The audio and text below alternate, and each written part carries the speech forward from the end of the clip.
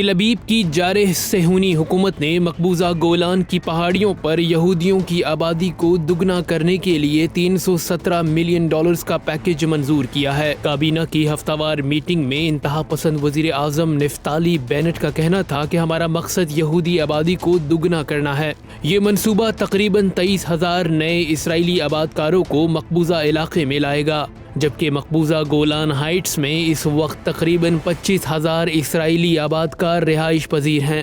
صہیونی وزیر اعظم نے مزید کہا کہ اس منصوبے کا مقصد 5 سال کے دوران مقبوضہ علاقے میں 7,300 آبادکار یونٹس بنانا ہے۔ شام نے بارہا اس عزم کا اظہار کیا ہے کہ گولان کی پہاڑیاں شام کی خود مختاری کا حصہ ہے اور اس علاقے پر دوبارہ کنٹرول حاصل کیا جائے گا۔ خیال رہے کہ تمام اسرائیلی بستیاں بین الاقوامی قوانین کے تحت غیر قانونی ہیں کیونکہ وہ مقبوضہ علاقوں میں تعمیر کی گئی ہیں۔ اقوام متحدہ کی سلامتی کونسل نے متعدد قراردادوں میں اسرائیل کی آبادکاری کی سرگرمیوں کی مذمت کی ہے، لیکن قابض اسرائیل بین الاقوامی قوانین کو بالائے طاق رکھتے ہوئے غیر قانونی سرگرمیاں جاری رکھے ہوئے ہے۔